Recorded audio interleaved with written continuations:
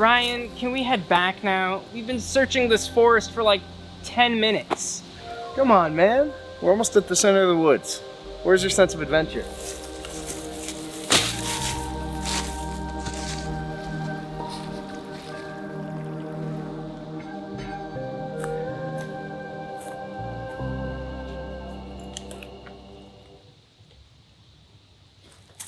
Mike, look!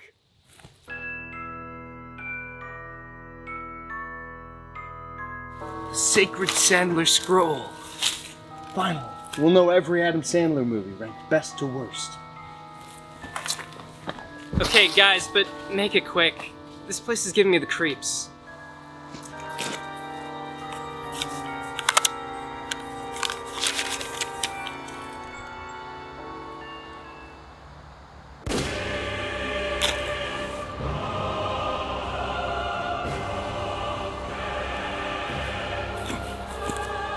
No!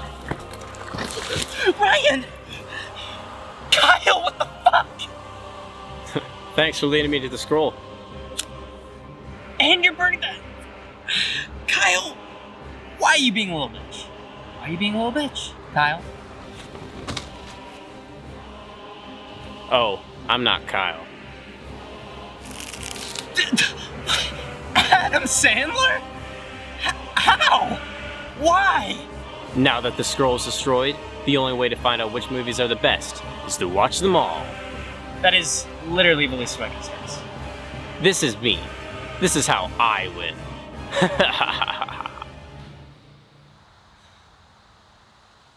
Mike.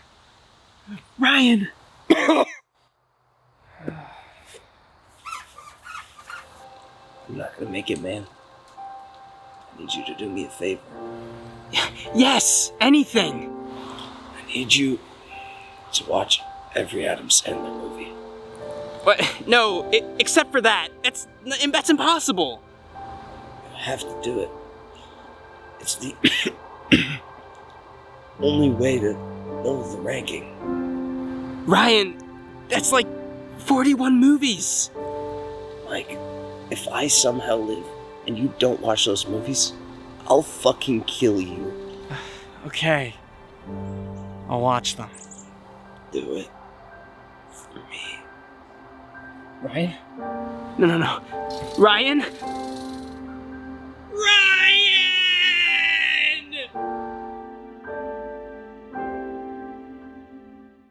Hello everybody, I'm Adam Sandler. Hello everybody, I'm Mike Charles, and Ryan Patton is dead. As his final dying wish, he asked me to watch every Adam Sandler movie and rank them from best to worst, and it was no easy task. But after 50 days of just binge-watching Adam Sandler movies, I've finally done it. The list is complete, and I just want to talk about my findings. I just want to talk about Adam Sandler's filmography.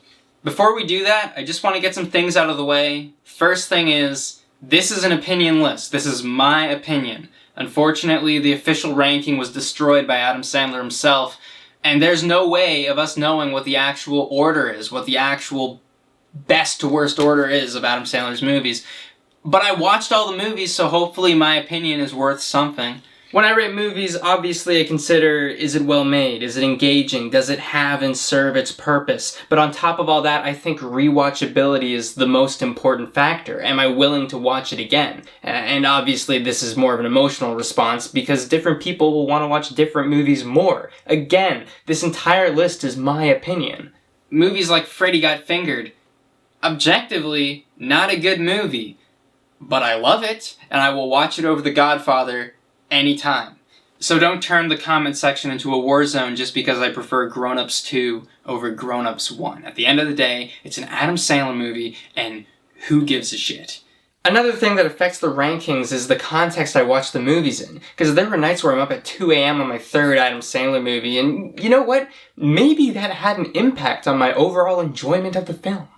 And another thing I feel is worth mentioning is that I quickly realized that all Happy Madison productions take place in the same cinematic universe. I don't know if Adam Sandler is just lazy when it comes to writing characters and events, or if he is genius and he is building up to something much, much greater. Because if this really is cinematic universe, I expect an endgame. So without further ado, let's start talking about some Sandler films. This is gonna be good. When I think about watching every Adam Sandler movie, the first things that come to mind are pain, suffering, hell. But honestly, I'd say it's worth it, because I discovered this movie. Punch Drunk Love is now one of my favorite movies of all time. It is so beautiful and so well made, I cannot believe Adam Sandler is in it. And he does a fantastic job. Adam Sandler plays a shy, quiet, insecure guy who has these violent outbursts, and he's like perfect for the role. I'm looking at your face and I just want to smash it. I just want to fucking smash it with a sledgehammer and squeeze it. You're so pretty. The whole movie is a love story. There's not much else to it, but just the way it's presented, it's beautiful to look at. The soundtrack is mesmerizing. The movie's hypnotic, in a sense. And I actually watched it twice, this marathon, because I needed to give myself that extra push to go forward with the rest of Sandler's career. Kind of a weird movie, though, to recommend. It's definitely art-housey, and I know that's not everybody's thing. I recommend it to everybody, although I know there will be a lot of people who just look at it and go, what? But hopefully that's in shock of how amazing it is, because it's pretty good. Shut up! Shut the fuck up! You have no right to take me. Shut up! Will you shut up? Shut up! Shut up! Shut up! Uncut Gems is the latest serious Sandler role, and you watch it and it makes you go, oh! Because the whole movie is so stressful. It makes me so anxious to watch. First time I saw it, I was on the edge of my seat the entire way through, and I was screaming at the TV because Adam Sandler, Howard Ratner, keeps making these dumb decisions, and it makes me pissed off at him. Unfortunately, the second time I watched it, I did not have that feeling. And I'm not too shocked about it because I had already seen it. I can't expect to have the exact same experience as I did the first time. But it would have been nice to have something similar. I felt no suspense at all until the very end. Once you get close to the end of the movie, it just becomes perfect. Frame for frame, perfection. And the feeling comes back. I know how it ends, I know how the movie plays out, but I'm still like, holy cow! This is a movie right here, and I'm having a good time. I'm not saying that before the ending the movie isn't good. It's good. I'm just saying I want to feel what I felt before. I miss the thrill of watching it for the first time, you know? That's a me problem. This movie is awesome, and I think you should watch it. Crazy Sandler role, crazy Sandler performance, and I don't know why he just doesn't do serious movies. I just don't know why he doesn't establish himself as a dramatic actor. Holy shit, I'm gonna come. Personally, I'm not too crazy about Noah Baumbach's work, but I definitely understand why people are. The Meyerowitz Stories, New and Selected, is a good movie, and it does a lot of things I really like. This movie's about two stepbrothers, Adam Sandler and Ben Stiller, who have a hard time getting along because of their differences. But of course, sometimes they do get along because of their similarities. But the thing about this movie is that you get to meet their father, and in meeting their father, you start to understand where each stepson gets their traits from. You get to see them in their father. It makes these characters feel like real people you know. It feels like you're just sitting in their house with them, and they're just talking, and you're having a good time. This movie does a lot of cool things I really like. I'm a sucker for like physical cards on screen dividing the movie into chapters. So like this movie, it'll say like, Danny Meyerowitz was trying to park his car. The movie also cuts out sound like halfway through sometimes. There's a scene where Adam Sandler's trying to park his car, and he yells, Shut the fuck up! You as he's yelling up, the scene cuts to a much quieter scene. I don't know, it's the kind of thing I like. I like it when movies do that. This movie is a good drama, so go check it out if you are a true Sandler fan. All we've talked about so far are dramas, and they don't really follow a formula, like, they don't all follow the same formula, right? But if you've seen 2 or 3 Adam Sandler comedies, you should be able to recognize that there is a formula for them. And they're very similar, some of them. I have analyzed this formula and derived some main ingredients that make up an Adam Sandler comedy. Number 1, Adam Sandler is an asshole. He plays an asshole. I guess it's just funny. It's funny if he's a rude guy, and sometimes he's not very smart. That's also one of it. So it's funny if he's rude, loud, and not very smart. Number 2, the villain is an even bigger asshole. Because if your protagonist is an asshole, how are you gonna get your audience to root for him? Well, you gotta have an even bigger asshole to root against. And 3, Adam Sandler always gets the hot girl. No matter what happens, he has to end up with this incredibly attractive woman by the end of the movie. And there are some other micro-ingredients, some spices to the Adam Sandler dish. Adam Sandler likes the 80s, so throw in some 80s music, 80s references. Adam Sandler loves sports, so make the movie about sports or make him a sports fan, whatever. Adam Sandler loves vacations, so make the movie take place in Hawaii, or the Bahamas, or Africa, whatever. So when you're as dedicated to cranking out movies of the same formula over and over again, as much as Adam Sandler is, you're bound to perfect it eventually. You're bound to create this perfect Sandler dish. And surprisingly, he created that dish early on in his career. Happy Gilmore is as close to a perfect Sandler formula movie that he will get. Why is this? Well, I believe it's because at this point in time the formula is fresh and it's in your face. Yes, Adam Sandler is an asshole protagonist in this movie, but the movie doesn't make up excuses for you to root for him. Like later Adam Sandler movies will say like, oh, he's got cancer, or his parents died in a car accident. Root for him, damn it! This movie, you root for him because he's doing it for his grandma. And it's as simple as that. If he does not win, his grandma has to live in an old folks' home with creepy Ben Stiller. And we don't want that. The antagonist is an even bigger asshole than Adam Sandler is. But it is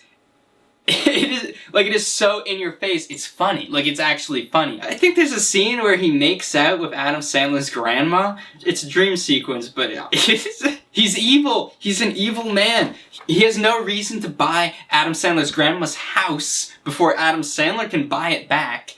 He does it anyways. He's like, oh, screw you, Adam Sandler. And yeah, Adam Sandler gets the hot girl by the end of the movie. But it's actually somewhat believable. They actually try. And this movie is just fun to watch. It's fun to see this man spice up this boring-ass sport.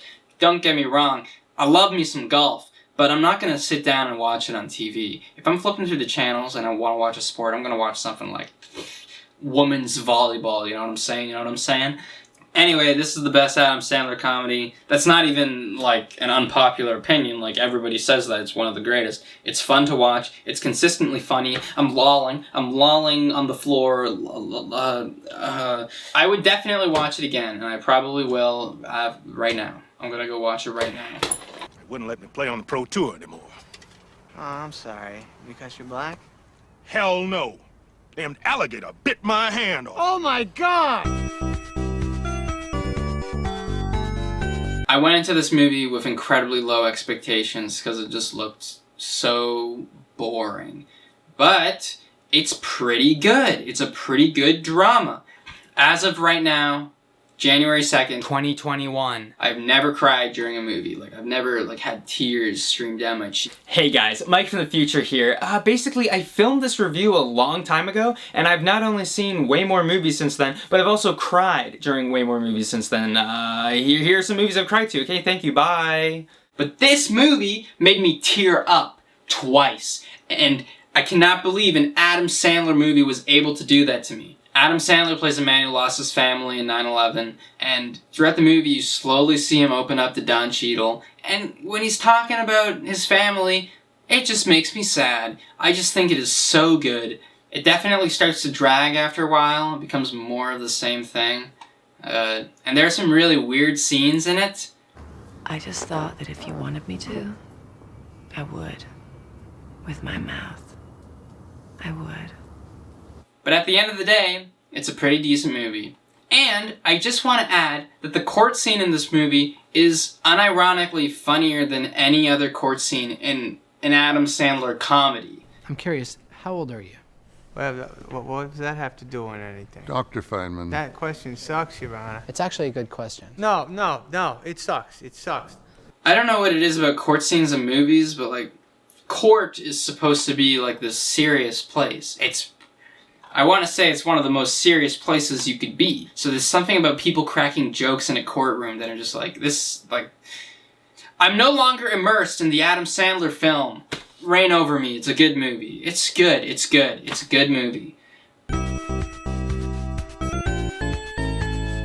After working with Paul Thomas Anderson on Punch Drunk Love, Adam Sandler just has the entire Boogie Nights cast's contact information. And he got a lot of them for Anger Management, which is an insane movie. This is the only movie on this list that I actually have nostalgia for. It's the first Adam Sandler movie I truly enjoyed, and I still truly enjoy it. I understand why anybody would hate this movie, because it's not the greatest.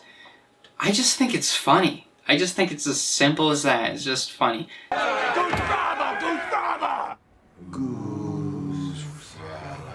Nothing in this movie really makes any sense until the very end, and by then it's kind of like, okay, whatever. Whatever, Jack Nicholson, who by the way is insane in this movie. He's giving it his all for some reason, and it's hilarious. Oh, shit! I said over easy! This movie is just a good time. It's just funny. I don't have anything else to say about it. It's nuts, doesn't make any sense, but I love it.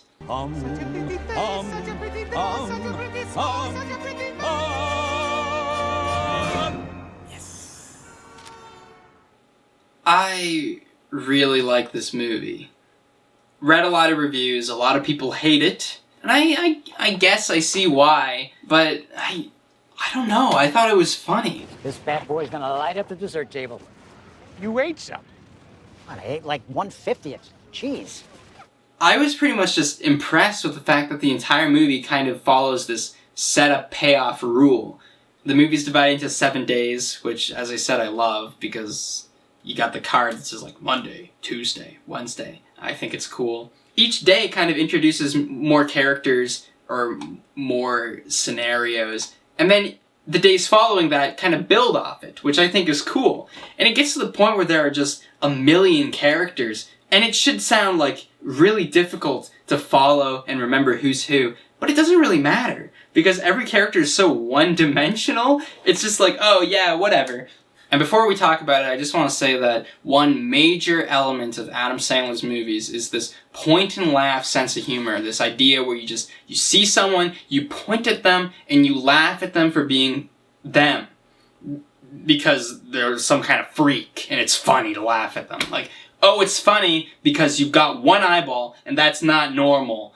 It's bullying, and you see a lot of that in Adam Sandler's movies, and it is so unfunny. But this movie kinda does it in a way that is okay, because I look back at these characters and I only remember like one thing about each of them, because they're so flat and one-dimensional, and that's the joke. So the point and laugh humor in this movie actually kind of works, because it helps to remember who's who by having one joke for each character. Like, this is the person who doesn't have any legs, or this is the person who could kill someone at any minute.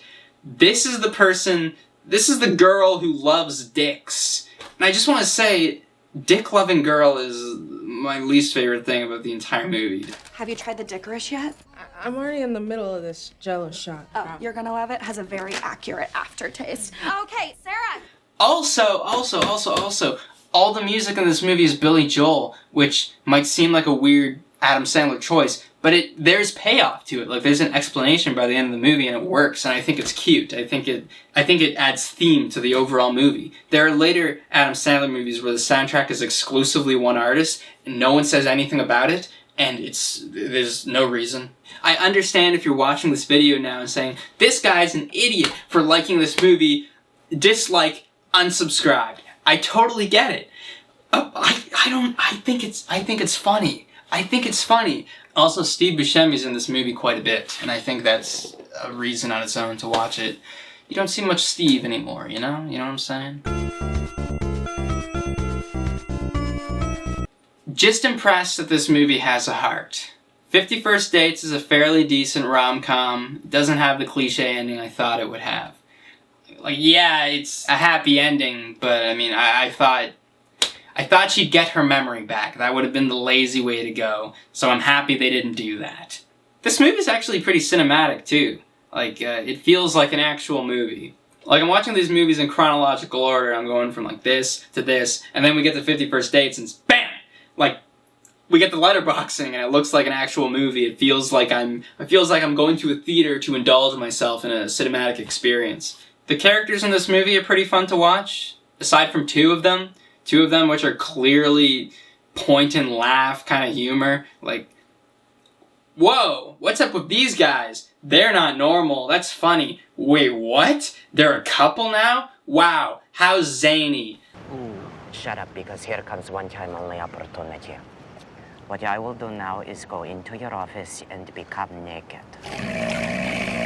They don't really do anything in the whole movie. They don't really have a purpose other than to just be laughed at. I don't get it. I don't get it at all. Adam Sandler isn't that big an asshole in this movie. Like, he starts off kind of rude, but then by the end of the movie he's a nice guy. So you've got a nice character arc. It's nice when characters have arcs in your movies. Also, as far as I'm concerned, this is the only Happy Madison movie that's allowed to take place in Hawaii because it serves a purpose to the story. It makes sense. Also, this guy is the same actor as Sam from Lord of the Rings. I don't know how you go from one of the most critically acclaimed trilogies of all time to an Adam Sandler movie. I don't get it. As mentioned earlier, I said an important ingredient is Adam Sandler being an asshole. So this movie is a nice change of pace because he's not an asshole. In fact, he's the nicest person on planet Earth. This movie is a remake of Frank Capra's Mr. Deeds Goes to Town from the 1930s. I don't know why Adam Sandler decided to remake it, but honestly, I prefer the remake.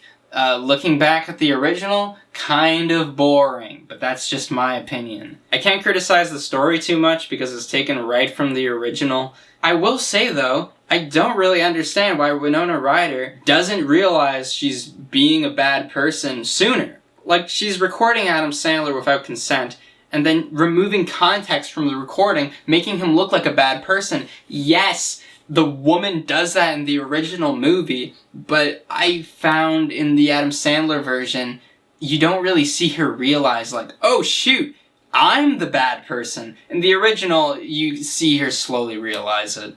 But that being said, the original movie wasn't a masterpiece to begin with. You don't have to say anything now. I'll wait till tomorrow till I hear from you.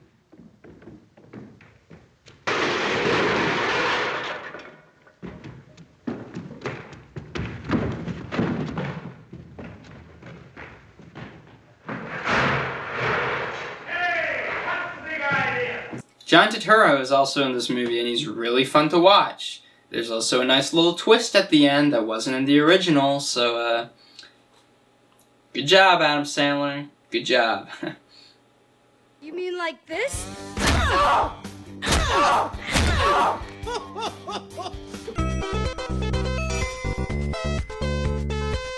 When I put in The Waterboy, I was really worried it was going to be a clone of Billy Madison, and I didn't really want to watch Billy Madison again. But after I watched a bit of The Waterboy, I started to realize I liked it more than Billy Madison. Because in my opinion, The Waterboy has more likability than Billy Madison, like as the character. I want to root for the Waterboy more than Billy Madison. Beginning of this movie, I did not like any of the characters, actually. Like, I could not care for them at all. But by the end of the movie, I actually started liking them. I thought there were some pretty funny bits. I thought it was pretty enjoyable to see them interact with each other. Even Kathy Bates, I did not like her at all. And then by the end of the movie, I said, huh, kind of funny, actually. The devil. The devil. I think it's funny how Adam Sandler's character in this movie is obsessed with water. I know that's the joke. I just think it's funny. Water boy. That's all I have to say, really. There's nothing much to say about this movie. It's got goofs, it's got gaffs, a lot of quotable moments, fun characters. One complaint is it took me a long time to actually get into it. I don't know how long it took me to get into it. It just took me a while. Get off my back. Airheads. Not really an Adam Sandler movie. I just watched it because I owned it and I remembered it being okay. And it is. It's okay. Adam Sandler is great for the role, but I don't know if that means much because he's hardly in it. But when he is in it, it's pretty funny. I'm laughing out loud.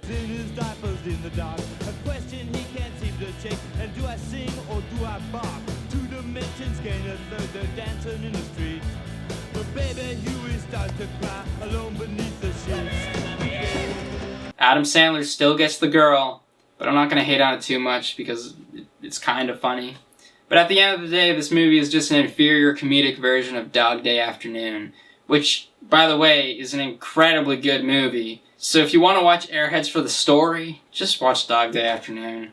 Now, unless you want to replace Al Pacino with Steve Buscemi, then watch Airheads, because you don't see a lot of Steve these days, that's for sure.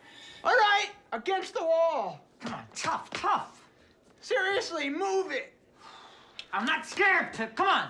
I'm gonna stab your heads off. With what? With my dick! Yeah! And blood's gonna come out of your head! There's nothing you can do about it, because I'm a madman! That's good. It kind of hurt my throat. One really cool thing about watching all of Adam Sandler's movies in chronological order is you get to see him get more and more woman. I'm watching these movies, and it starts with him being single, and it ends with him getting a girlfriend. Then it turns into, he starts with a girlfriend, he ends with a different girlfriend. The movie right before this one, he is sleeping with multiple women, and it's just so ridiculous that it becomes unfunny. But then, this movie comes in, and it changes the game. This movie is aware. This movie knows.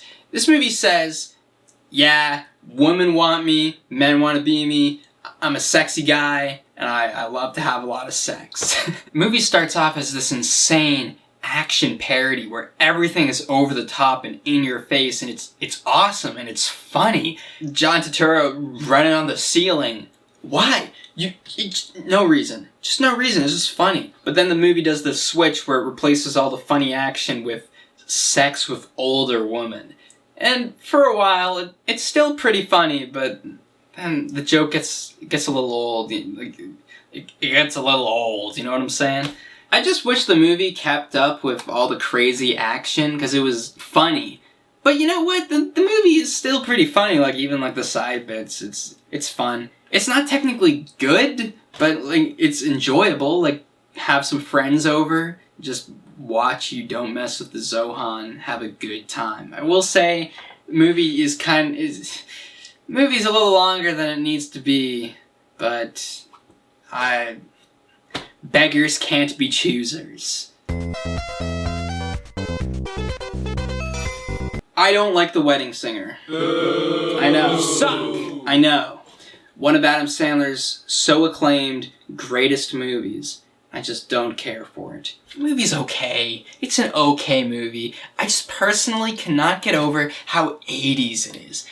The first time I saw this movie, I genuinely thought it was filmed in the 80s, just because of how hard they were going with it.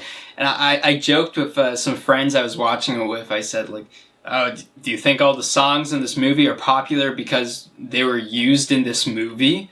And then, of course, I feel like an idiot because the movie's it's not filmed in the 80s, it's filmed in the 90s. So then I ask myself, why does it take place in the 80s? This story could easily take place in present day, which, the 90s, present day, the 90s. And then I watched this movie with my mom and I realized that it is nostalgia bait.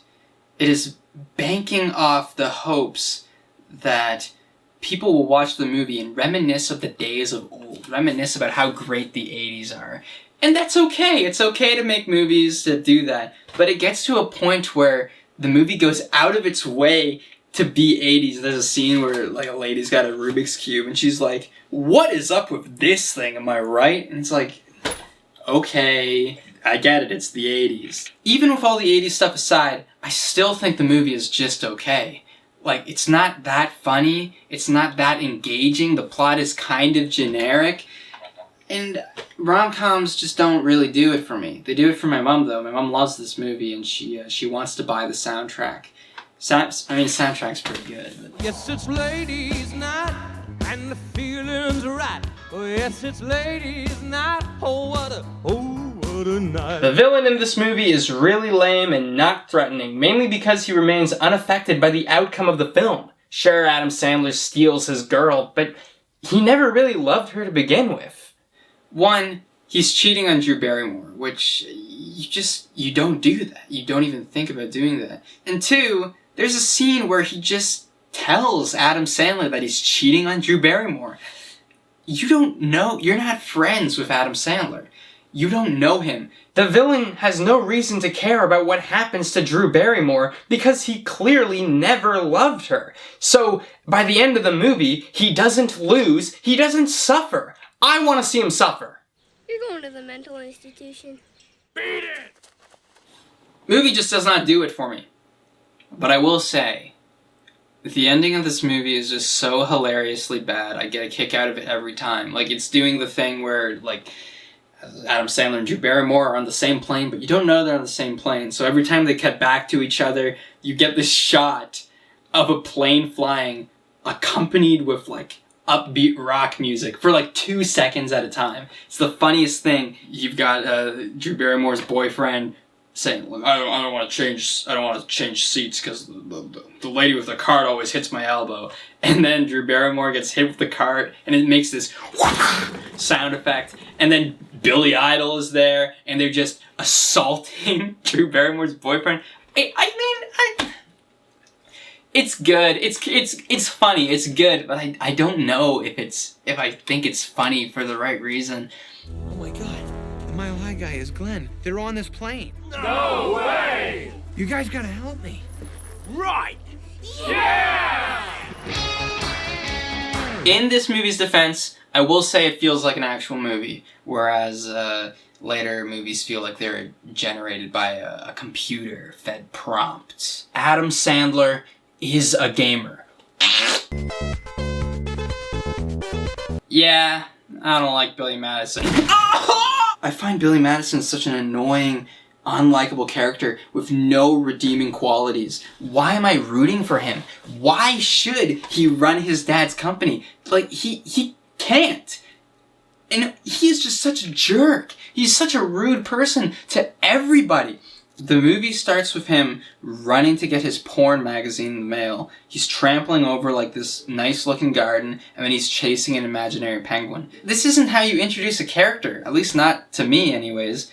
The movie should have started with Adam Sandler's family talking business and be like, "Where is your son? Oh, he'll be here in a minute." And then we are introduced to Adam Sandler's character the same time as everybody else at the dinner is. That way it feels like, oh, I'm being introduced with these people. So many of the jokes in this movie just feel like point and laugh. It's funny because Chris Farley is getting jerked off by a penguin. Why? I'm sorry, maybe I'm the problem. Maybe I have a problem for not liking this movie, because it is one of the greatest Adam Sandler movies ever made, but I don't like it. I just don't like it.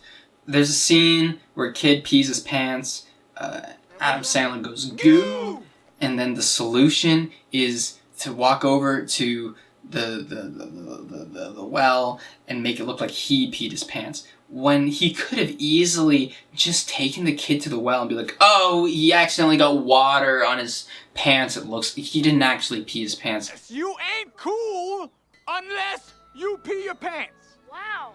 Hey man, Ernie pees pants too. All right.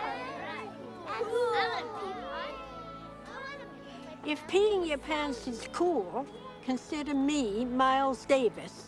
I don't know if this is the movie going like, look how silly and wacky Adam Sandler is. It just doesn't work for me. It just doesn't work. I will say that like the funniest joke in any Adam Sandler movie is in this one, like with Steve Buscemi and the like crossing out the people to kill is the funniest thing. I'm looking at it. I'm watching it right now. Oh, holy cow! It's got a few jokes here and there, but I just don't like it. I just don't think it's a good movie, and I don't want to see it again. Sorry. Oh my God, that is funny. Hotel Transylvania is just a generic paint-by-numbers animated kids movie. It's exactly what you'd expect going in. I gained nothing from watching it. It's okay. If there were kids and they're like, oh, I want to watch an Adam Sandler movie, I'd say, Hotel Transylvania. It's okay. It's okay. It's got a message. It's fun for the whole family, I guess. There's definitely better animated movies. It's no Toy Story. It's no Monsters Incorporated. It's nothing special, but it's there. It exists. And people like it, and that's fine. Next!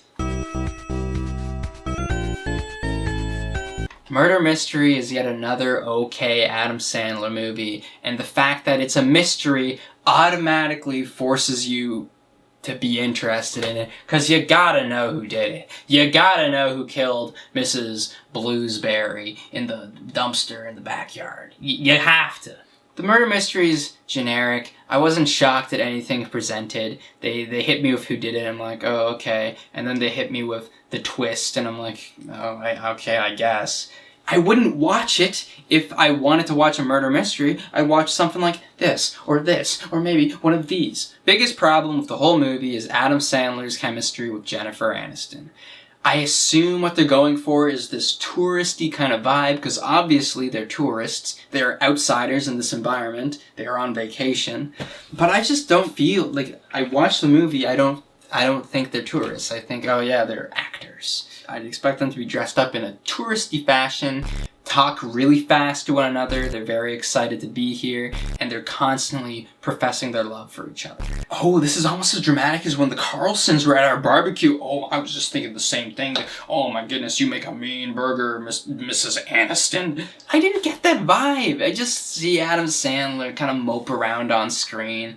I'm like, okay, I guess. There's a second one coming. There's a second murder mystery. It must have done well. Maybe. I don't know. Maybe it did. Maybe it didn't. Whatever. For a movie about stand-up comedy, you'd expect the stand-up comedy to be funny. It's not. But maybe that's just me. Maybe because I don't watch a lot of stand-up comedy, I don't know what good stand-up comedy is. But you know who does? Adam Sandler! Adam Sandler's Netflix comedy special is funny. It's good. It has flow. It's heartwarming. It's a good-ass comedy special. And I really enjoyed it. So why is it that in Funny People, the people aren't funny? They think that just talking about their penis is funny. Don't get me wrong, it is, but like... So, like, I was having sex the other day, and, like, my dick was really hard. True. Yes! True. Yes! Oh my goodness. I thought this movie did a great job establishing interesting characters, but then they just throw them away and never use them. Jonah Hill, Jason Schwartzman, Aubrey Plaza, gone. They're...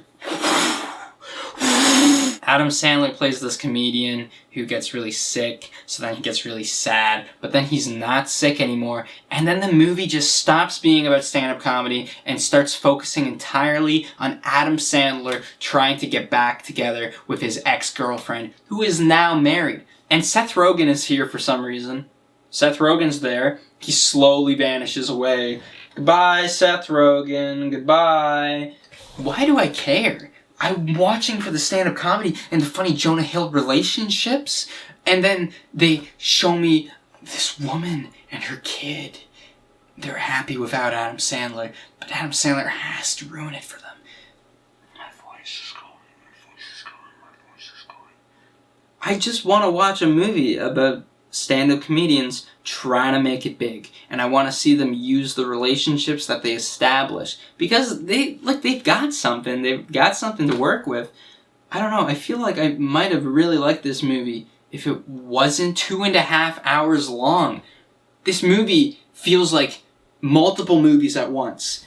My attention span isn't that long. I'm sitting down for 2.5 hours watching Adam Sandler. He's trying to get to the bone zone. He's blue balling. They obviously picked Adam Sandler because he's kind of the washed up comedian they're going for. He's kind of known for being in these lame movies and lame sequels. But like, that's not the vibe I get when watching the movie, because people who walk up to him in the movie are like, "Oh, yo, you're Adam Sandler? Love your movies." I didn't see anybody walk up to him and say, like, "Dude, I hate your movies." One person does it, but they don't count because they are the husband of the love interest, and I don't care. This movie's lame, and I never want to see it again. And we're not even halfway through the list. Do we get tired of like singing the same songs, you know, like over and over? Do you ever get tired of talking about your dick?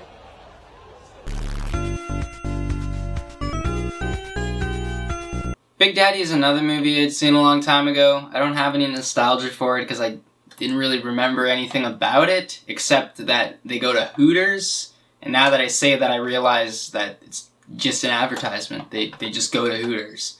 Adam Sandler, yet again, is a prick in this movie, but this time he's teaching his ways to mere children. Cole and Dylan Sprouse being this awe factor, you know, like, you see them on screen, you go, "Aw," and then that kind of tricks you into thinking it's a good movie. It's not a bad movie. It's just so-so. I don't see any reason for it to be higher on this list. What did I laugh at in this movie? Adam Sandler putting newspapers on things to like clean up a mess. Thought that was funny. Steve Buscemi getting his Egg McMuffin. Funny. Other than that, I don't remember anything I like. The love interest in this movie is so incredibly forced. It's literally Adam Sandler sends children to go scout out babes in the area, and it just happens to work on one that he has already met. I don't see a reason why you would want to date Adam Sandler in this movie, because the whole time he just seems like an unfit parent. The court scene in this movie is just impossible. It would not happen. The fact that Adam Sandler's friends keep coming in the door and it's like, "Oh, I'm also a lawyer." What? He's already got 7? Well, 1 more wouldn't hurt. That just doesn't go in a court setting. And my immersion is ruined. Also, Adam Sandler is so clearly an unfit guardian. How does he win this case? The fact that he just like, "Oh, let me pull up Steve Buscemi, this homeless guy," he gets on the stand, he's like, "Yeah, I can tell he really loves the kid." Oh, okay, give him the kid. I don't know, I just wasn't that interested, and maybe that has something to do with the fact that I've already seen this movie. Maybe I didn't go in with the greatest mindset. Again, this list is flawed, but what are you gonna do about it? Are you gonna go watch all Adam Sandler movies? I don't think so. Okay, peace out. Blended is a really good example of how Adam Sandler makes movies just to take his family on vacation. I haven't said it before, but Adam Sandler's wife and kids pretty much make a cameo in every single one of these movies. Even in the later Happy Madison productions, like The Wrong Missy, where Adam Sandler doesn't even act in it, he still finds a way to sneak his wife and kids into the film just so he can go on vacation. Blended takes place entirely on an African resort. Like, literally, Adam Sandler just wakes up in the morning on this resort and says, "I think I'm gonna go swim in the pool. And afterwards, I'm going to film a movie with Drew Barrymore." Snapper magazine. How can you tell? from the staple placement and the way the paper feels, and I already have this copy at home. How about a fist bump, huh? This movie has its moments, I guess, like enough moments for it to be this high on the list. I wouldn't call it good. In fact, I'd say it's immediately not good because it is so clearly a tax dodge. But at the same time, these movies get so much worse that this movie, it gets a pass from me. I'm giving it a pass.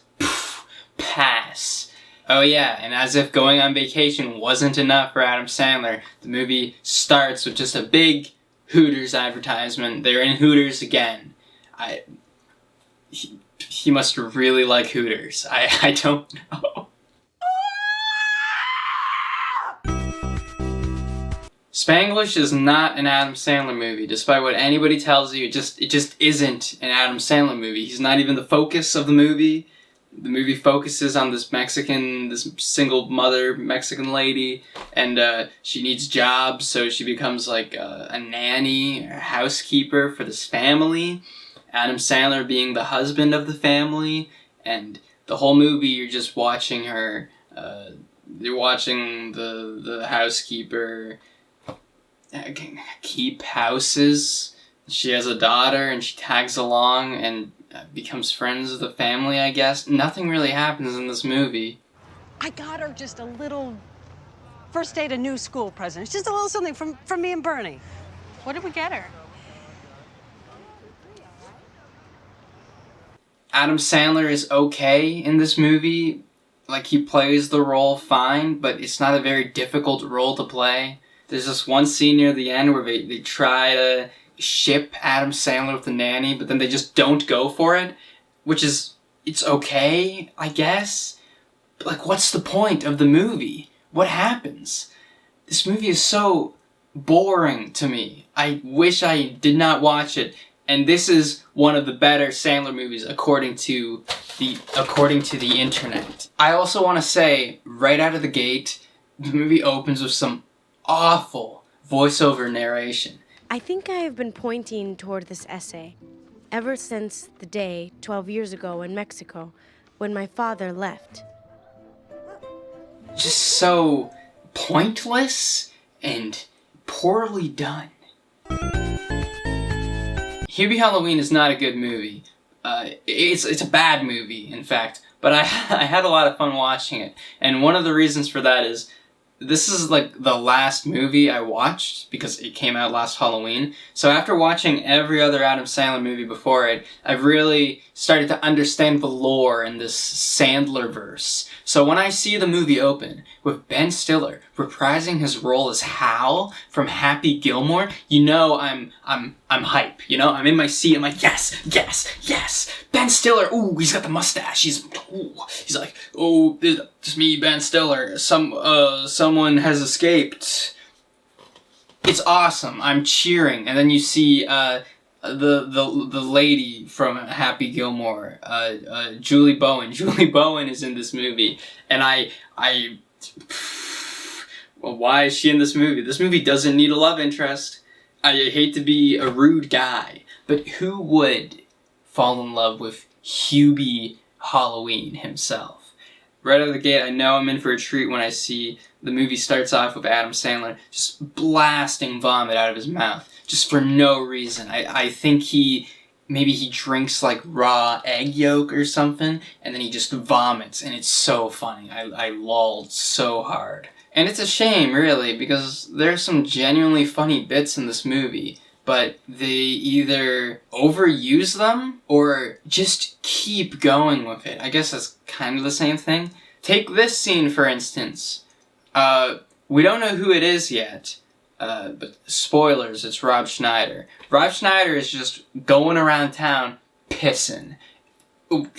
Okay, at first I'm like, this is weird, is this going somewhere? And then when they reveal it's Rob Schneider, Steve Buscemi's like, oh, hey, Rob Schneider. Wait, sorry, I need to do a better voice. Oh, hey, Rob Schneider, what have you been doing since you escaped the asylum? And he goes, oh, you know, I've just been pissing, and I'm laughing, right? I'm laughing. And then he says, pissing here, pissing there, and I'm chuckling, because he was pissing, true. And then he says that he's pissing right now. And then that's when I say, oh, maybe you should have not done that. Joke is kind of cringe now. Sorry, Rob. Don't piss. Don't piss yourself. Only one day a year you get to show your ex what he's missing. Hey, do you know it? Yeah. Things that are funny about the movie include when Adam Sandler is getting thrown stuff at him, how the size and severity of each object thrown gets bigger every time the joke comes back. Or how about Adam Sandler's thermos? Every time he pulls it out, it's a different gadget. Like, it's a flashlight here, it's a drill here, it's nuts. The plot of this movie is so stupid. I don't think that many people would be so rude to Mr. Halloween. Maybe they don't like him, but I don't think they would bully him like that. At the end of the day, I'm just kind of laughing at how ridiculous the whole thing is, how stupid it is, but I don't think that's because the movie itself is over-the-top stupid. It's just because I have been exposed to all the movies that came before it. My brain is permanently damaged. I don't understand why Netflix is still paying Adam Sandler to make these movies. Oh. This movie also expands the Sandlerverse, as Steve Buscemi in this movie plays a werewolf, which I believe could be a reference to Hotel Transylvania when Steve Buscemi plays a werewolf. Is it the same werewolf? I have no idea. So it really makes you think if the animated movies of this universe are connected with the live-action movies. It really makes me think. I just think this movie could have been really good if it wasn't for, well, Adam Sandler. Adam Sandler acts with his signature funny voice. Why does he talk in a funny voice? You don't have to. You don't have to talk in a funny voice, Adam Sandler. What station you listening to? The number. What? The station you're listening to? You need to enunciate, you know what you're saying. What is the dial number? I understand that you were trying to impersonate your real-life manager, Sandy Wexler, but I don't think that even the die-hard Sandler fans would mind too much if you left that detail out. Just talk normally. Just try to be a normal person. The one thing that drives me crazy about this movie is that Adam Sandler's character keeps lying for no reason, and I understand that that is a character trait that one might have, but he does it so poorly. Whenever he makes a lie, it is so outrageous, so unbelievable. No one would believe it in this setting. Which is okay, I get it, but it's ruined even more when he keeps drawing attention to it. Adam Sandler, why are you drenched in blood? Oh, well, I was eating a tomato sandwich and it sprayed all over, got all over my clothes, and I'm just covered in tomato. Okay, stop. The joke has been told, we get it. Quickly shift the attention away from this lie. You killed someone in cold blood. You're a murderer, but she doesn't know. It's okay. But the movie keeps going. He doesn't shift the attention away like a normal person would. He draws more attention to it, just to make it awkward? Is it cringe humor? Is that what he's doing? Okay, well, you can come in and I'll get you a change of clothes. It smells like blood, but it's not blood, it's tomato. It must have been a bad tomato. Oh, kind of weird how the sandwich store would sell a bad tomato sandwich, don't you think? I love tomato. Like, it just keeps going. Stop, stop, stop. How about the other actors? Surprisingly, I think all of Adam Sandler's friends actually do a really good job playing their roles, especially Kevin James. Kevin James, like, he kind of destroys the puppeteer role, and I kind of wish he was in the movie more. And you won't hear me say that, like, ever again, that I wish Kevin James was in the movie more. There's actually quite a bit of dark humor in this movie. Not enough to make it a dark comedy, but I wish the movie had the balls to just go for that darker approach, because I genuinely thought it was good. I thought it was funny. Like that scene where Adam Sandler kills a man. I thought it was strange, but I kind of enjoyed it. Also, Rob Schneider in this movie, what a reveal. I did not recognize his voice through the entire movie, so at the very end, when they show his face, he does like the turnaround. I'm like, holy cow, it's Rob Schneider, son of a gun. It's like I'm watching Endgame in theaters and I see Howard the Duck walk out of a portal. Like, I'm ecstatic. But let's go back to the things I hate. A lot of useless cameos in this movie is totally just Adam Sandler getting his friends together saying, do you want a paycheck? You can have a paycheck. The love interest is also stupid. It's just stupid. Because I don't think it would work. I don't think they have chemistry. Maybe there's a moment where I'm supposed to cheer for Adam Sandler that he can get the hot babe. But I just don't think it would work. And a part of that is just because Adam Sandler, his character, is not good. If it was good, then I'd be shipping them, and then the movie would be exponentially better. This movie pisses me off because it's so close to being something I would love. But it's not. It's not good. And, oh yeah, did I mention it's 2.5 hours long? Make Adam Sandler a more realistic character. Drop his funny voice, tone his line down a bit, and then maybe I will be rooting for him throughout the movie and I will enjoy watching him on the screen. Then, make the movie half an hour shorter, because it doesn't need to be that long. I don't want to be sitting down that long watching a Happy Madison production. Throw in some more dark humor, because everybody loves dark humor. If you don't, you're some kind of freak. And then build the relationships up more. Like, I want to see more Kevin James. I want to see more Jackie Sandler. I want to see more Nick Swardson. I want to see Nick Swardson. He's not in it that much. None of these Sandler friends are in the movie that long. Instead, you've got these random-ass cameos at the beginning and, like, sprinkled throughout the movie. I liked Weird Al's cameo. I thought Weird Al was funny. Weird Al is always funny.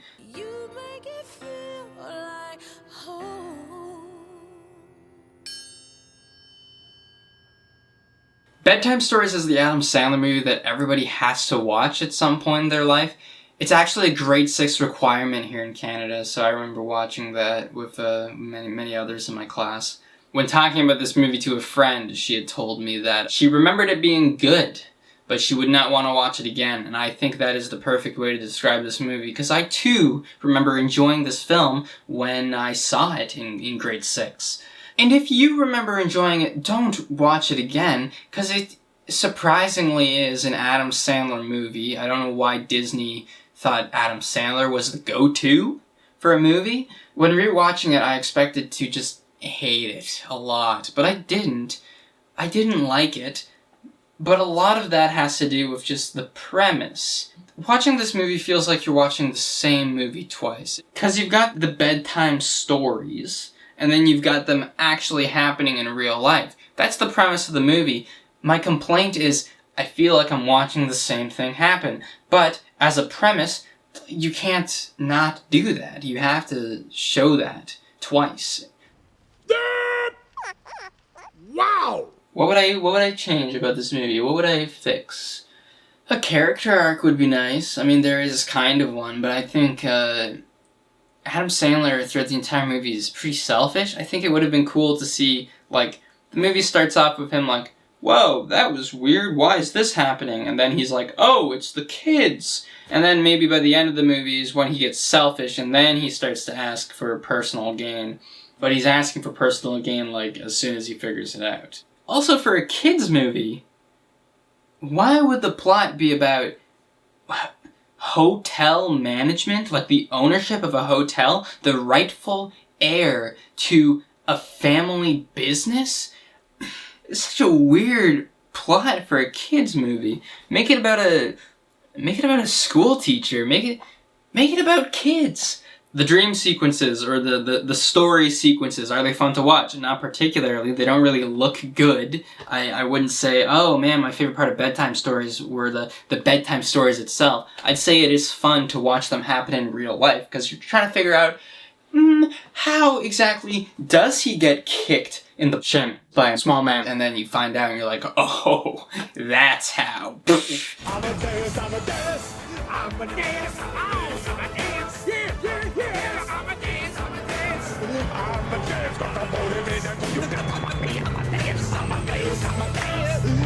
Hotel Transylvania 3 is better than Hotel Transylvania 2, but worse than the first one. I wouldn't recommend it. It's kind of generic, it's cliche. He goes on vacation even though it's an animated movie. Who knows if he actually got a tax-deducted vacation out of this movie. Maybe I have to film on a cruise or to get the sound. To get the sound of people on a cruise, I gotta go on an actual cruise. Adam Sandler, who plays Dracula, has been goofed up for this movie. He is a sillier character than he was in the previous two films. And let me just say right now, I hate it when franchises try to change characters, specifically making them stupider. I hate Toy Story 4. I despise it with a passion. And one of the biggest reasons is Buzz Lightyear is just a dumber character. Why did they make him dumber? Just to be funnier? You've got dumb characters already. Why does everybody have to be a dumb character nowadays? Rant aside, they do that to Dracula. And I know it's a comedy, but why the main character? Why does the main character have to be... Why does he have to be dumbed down? I also don't ship the romance, especially when the previous two movies are saying you only zing once. Yozo. Yozo, Selena Gomez. Yozo Gomez, you're only allowed to fall in true love once in your life. But then, in this movie, Adam Sandler, it happens to him again. You're changing the rules of your movie, and I wouldn't be too picky about it, but the first movie is constantly like, you're zing? Oh my god, you're zing! She zinged? And then they rap about it at the end. So in this movie, the fact that he zings again, I'm like, okay, now you're just making stuff up. I also don't like your character. I also don't like this lady character. She looks like the girl from Popeyes. I hate Popeyes. Just kidding, I don't hate Popeyes. But I do hate Hotel Transylvania 3 Arctic Cruise DLC. Oh, nothing much to say about this movie. The first movie is a dumb kids movie. This movie is a dumb kids sequel. But it shouldn't exist. It should not exist. Goodbye. Goodbye. Am I looking forward to the fourth Hotel Transylvania? No, I am not. Goodbye. Objectively, The Longest Yard isn't that bad a movie. It follows all the basic plot points, its flow is consistent, and it's relatively entertaining throughout. But subjectively, I hate this movie. This movie has no reason to exist. One, it's a remake of a movie from the 70s, so the story is pretty much the same. And two, this movie has all the same jokes as The Waterboy, another Adam Sandler football movie. So not only does this movie already exist, but it already exists twice. If you want to watch the movie for the plot, just watch the original. If you want to watch an Adam Sandler football movie, watch The Waterboy. Both of those movies are better than this, and they're original. They're original movies. Adam Sandler in The Longest Yard is so unlikable.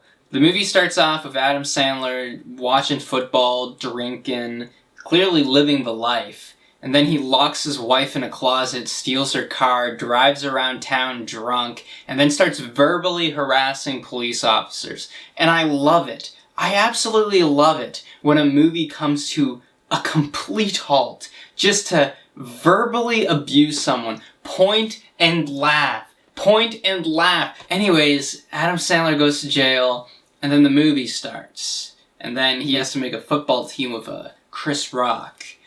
The only time I found myself laughing during this comedy was when Cheeseburger Eddie was on screen. Because I just find it funny how an entire character is dedicated to the gag that he has cheeseburgers on him at all times.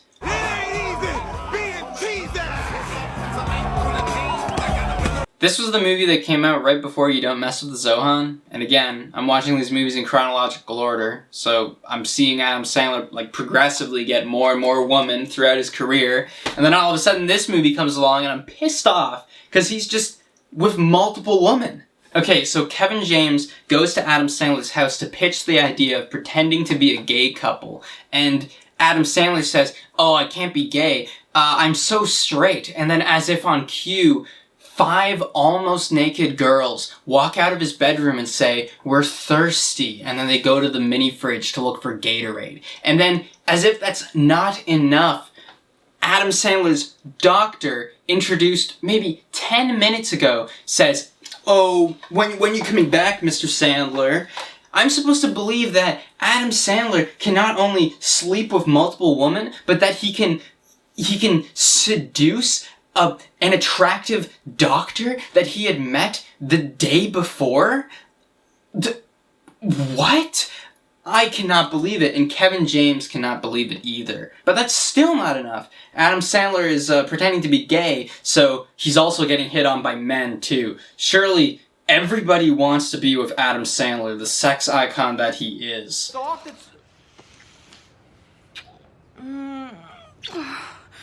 You could argue that this movie is homophobic, because Adam Sandler, he can't be gay. He is so incredibly straight, and he is making this movie to prove it to you. Like, did you see how many women he was sleeping with earlier? This movie, I would not watch it. I cannot remember a time I laughed during this movie that wasn't ironic, that wasn't out of, wow, this sucks. Maybe I laughed at some of the Steve Buscemi bits because I love Steve Buscemi, and honestly, you don't see much of Steve these days. What is this? Gays of our lives? If I remember correctly, Kevin James also just kind of comes out of nowhere. Like, again, I'm watching these movies in chronological order, and you can see actors slowly come up more and more, like Nick Swardson. You see him, he gets a cameo here and there, and then he's all of a sudden like the side character. I get it. Kevin James just shows up. I don't know enough about Kevin James to really talk about it. I just found it kind of weird how it's like, oh, okay, I guess he's in the Sandlerverse now. Always a pleasure to see Rob Schneider pull off a different stereotype role. I just think it's funny to see him do so many different roles. Just does not care. It's inspiring, honestly. Enough of this. We're moving on. Click. We're moving on to Click. Click! When this movie came out, I did not see it, but I heard about it, and my mind was blown, because I thought the premise was so incredibly cool, and it is incredibly cool. It's such a good premise, it could have been done so well. But it's Adam Sandler. Adam Sandler picked it up, and it is wasted. He wasted it. Yeah. A lot of people like this movie, and I guess I kind of understand why. Stupid movie. Stupid jokes, some of the jokes don't even make any sense. Dumb cameos, I don't care about anything that's happening. Slapstick, funny, kicking the balls, lol, makes me lol, I see balls, lols. So yeah, concept wasted. But this movie really does use the gimmick to its like full potential. I don't know if you could do anything else with that idea that the movie doesn't already do. Sure, the movie does it poorly, but I wouldn't want to watch another movie with the same premise anymore because I've seen it. I didn't expect the movie to get so emotional near the end. Like, I had heard that it takes that turn, but I didn't think it would actually get me. So I'll give it points for that. Did I mention already that Adam Sandler doesn't really act in these movies? You should already know that by now, but he kind of plays the same role every movie. And watching the movies in order, you can see him progressively get more and more tired, and it just... I feel that really impacts the movie, you know? When you're trying to root for a protagonist who just doesn't look like he gives a shit about anything.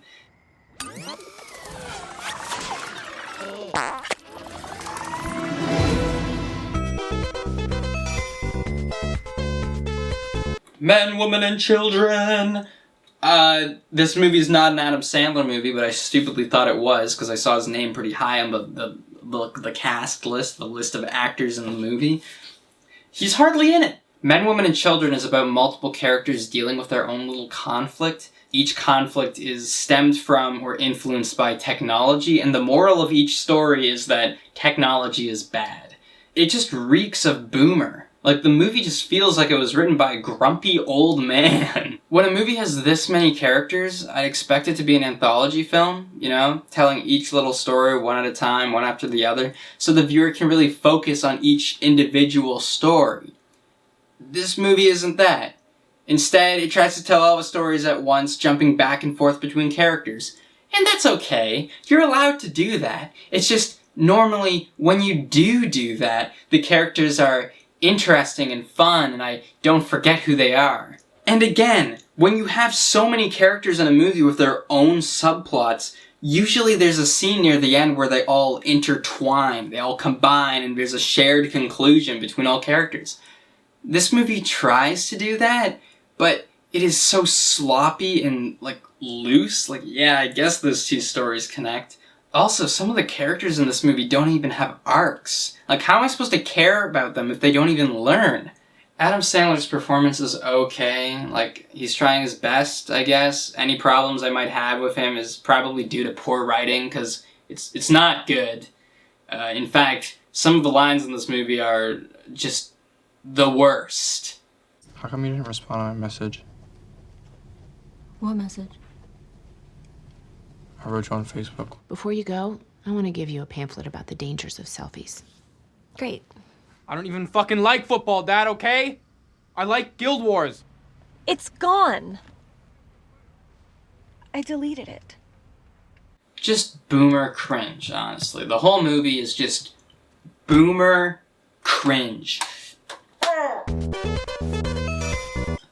Hotel Transylvania 2 is the worst Hotel Transylvania of the trilogy. You know how movies kind of like, they start? Like, you know how when you're watching a movie and maybe it's when you see the name of the movie on screen, you say to yourself, oh, the movie is starting now. Yeah, Hotel Transylvania 2 takes like 15 minutes for me to feel like the movie's actually started. The opening of the movie is just like a really long cut montage of events that happened after the first movie. And by the time we get to the actual plot, I am bored. Speaking of actual plot, what is the actual plot? It kind of jumps around a bit. I guess baby Sandberg has to become Dracula? Okay. So they take him to camp, and then they have his birthday party, and then they invite Mel Brooks. But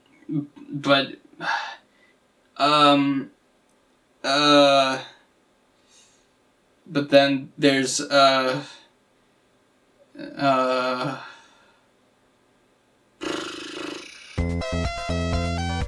another really cool concept that could have been made into a good movie if it wasn't for Adam Sandler and lazy writing. Like, really, what is the point of this movie? He just turns into different people by wearing their shoes and does what? He turns into a black guy to mug somebody? That's cool. Why did you turn him black? He turns into like a trans person, and it's funny because they're trans. I'm supposed to point at the screen and laugh because, you know, point and laugh. Oh, what the heck? That's so crazy! And then the plot. What plot? The plot shows up like 20 minutes before the end of the movie, and it's involved with like real estate. It is the weirdest thing. Why do I care? Why? This shows up out of nowhere. I guess the payoff for watching everything before it is you understand his crazy elaborate plan. I'm gonna be honest, when I saw this movie I was a little confused with all the hate it was getting. Like, the concept was enough to entertain me, and I didn't get it at first. But no, looking back at it, I don't remember anything good about it, other than the concept, which wasn't executed very well. The ending is stupid. The ending is ridiculously stupid. Dustin Hoffman shows up. He's like, oh, I was Steve Buscemi the whole time. I'm your father. And also, we've got this underground organization, and let's drive a car to... What? They get in the car and the movie ends. Is this movie supposed to be a comedy? I don't even know. I didn't laugh at all. I can say that about many Adam Sandler movies. But this one is kind of... like, it's a different tone. It's not your typical slapstick Adam Sandler film. It's something else. They went for something different and it didn't work, and I don't know why it exists. Ah! Oh my goodness, I need a glass of water. Pickles preserve you when you change, Max. They give you strength. Otherwise, you get all screwed up jumping from body to body. Just Go With It is the laziest, most predictable piece of shit movie I have ever seen in my entire life. I was pissed off from the beginning of the movie all the way to the very end. Let's talk about why. This movie made me realize that I hate films that are structured on the concept of lying. You know, you have movies where somebody says a small lie, but then in order to live up to the lie, they keep lying about it, and it gets more and more ridiculous, and it's like, oh my god, when will I tell them the truth? And then by the end of the movie, he doesn't even come clean. He's just like, oh, yeah, whatever, goodbye. Okay, let's go over the Sandler ingredients now. 1. Adam Sandler is an asshole. He tricks women into thinking that his wife left him so he can have a one-night stand with them. But this one's different. This one, he thinks he could maybe marry, so he lies to her, and he lies some more, and he's just not a nice guy. 2. The love interest is so unreasonably attractive. Like, there is no way that she would want to be with Adam Sandler, the sad and tired man that he is. 3. This movie doesn't have an antagonist. I mean, I guess it has some small antagonists that don't really mean anything to the overall thing. But this movie is a tax dodge for Vacation. It's a big tax dodge. Like, at least Blended was somewhat enjoyable. Like, it had some gags every now and then, and it had a relationship that I could ship. But this one is just shit. This one's a relation shit, let me tell you. Obviously, Adam Sandler is gonna hook up with Jennifer Aniston. Who do you think I am? Some kind of stupid moron? We're in the piss-off zone right now. Notice how I'm getting more and more pissed off as we go down the list. And we're only at 31. We've got like 11 more movies, I think. Oh my gosh. If you could be one person beside yourself, who would you be? Mr. DeCesare. Oh, mailman. Why?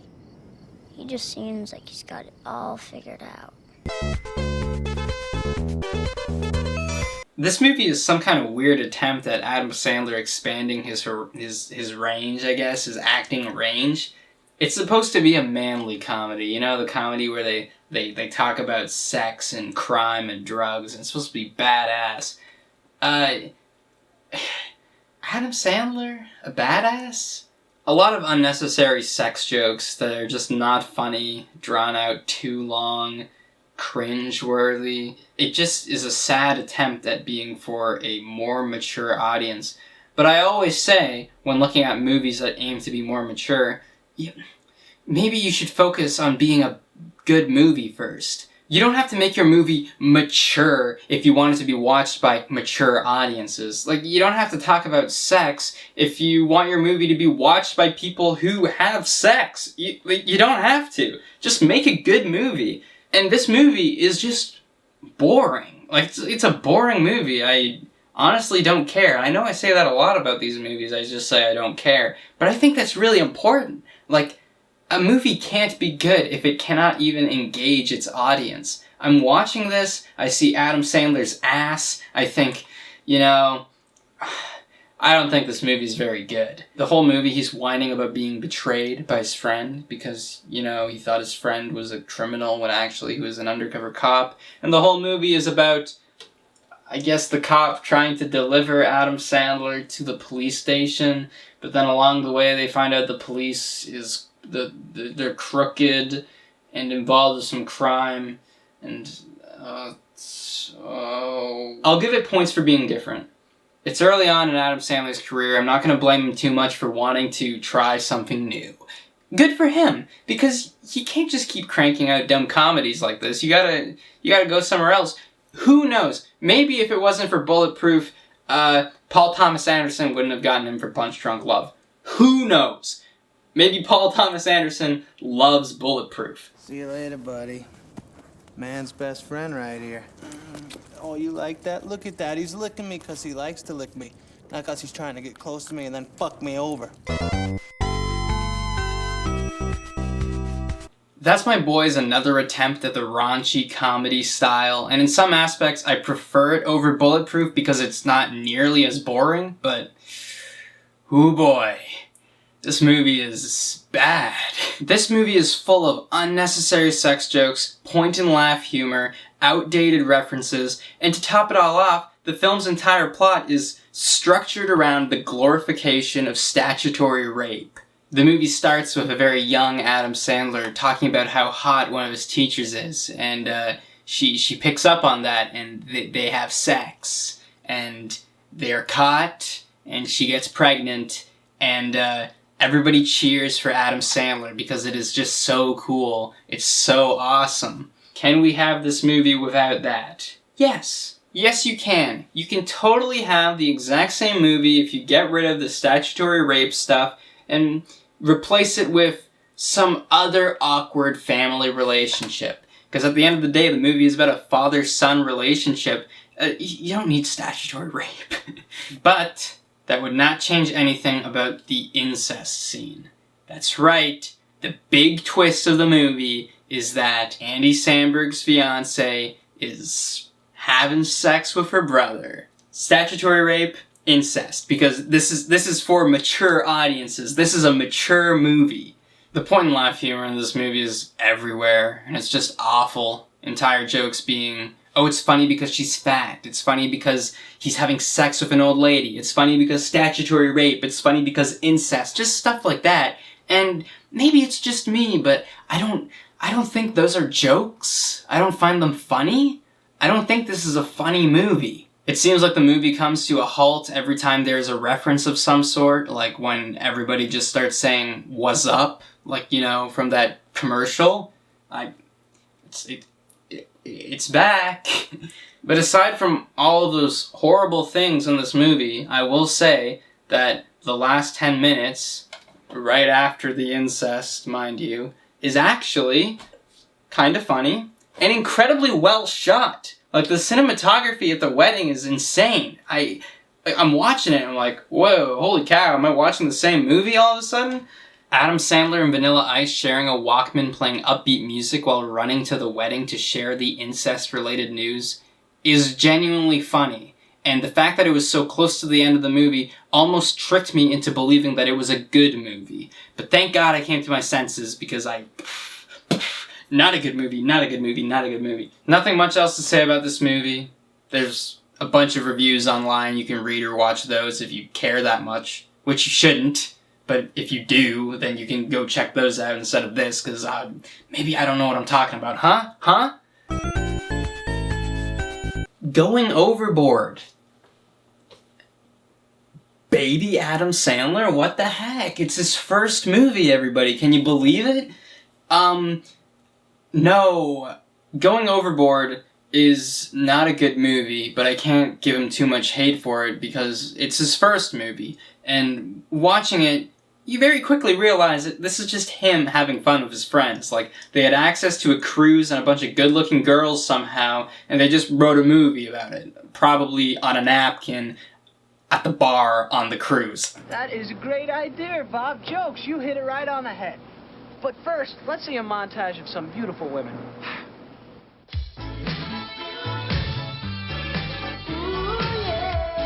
A lot of fourth wall breaks to remind you that this isn't a seriously made movie. He even tells you that it didn't have a budget, which is a lie, because Wikipedia says it had a budget. Like, I mean, it has to have had a budget. It had this budget. It claims to have this budget. And because you can visibly see on Adam Sandler's face that he is having fun, that in itself makes the movie fun to watch. But, at the same time, this movie is poorly written and super boring. Especially the middle section. I can't think of anything funny. Starts off strong with a nice animated title sequence. It's very nice. The music is catchy, but it just goes downhill. I don't know how to really... Now enjoy the flick. I'll see you later.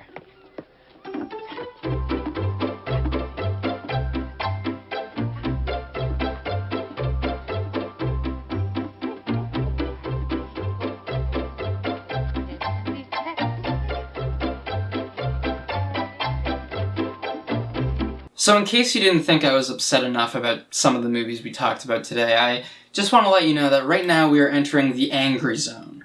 Before we were in the piss zone where I get pissed off, but now we're in the, anger, full-on rage zone. These movies make me very frustrated. And with this one, Pixels, I would say that personally, as a gamer, I was offended. I was very offended when watching this movie. I remember when this movie was announced, I had the tiniest bit of hope that it would be good, because my logic was, well, Donkey Kong is in the movie, and Nintendo doesn't just lend their characters to any film franchise after... We know what this thing is, okay? We know what this thing is. I got it right here. See that? This movie. This movie is why I thought Pixels would be good, because after this, Nintendo does not lend their characters to films. They say, we do not want to repeat it this, but I like this movie. Pixels is a movie by gamers for gamers. But it's not. Adam Sandler, despite what he might tell you, is not a gamer. First of all, entire thing is nostalgia bait for the 80s. Like I said, Adam Sandler, he loves the 80s, so this movie is just chock full of 80s references.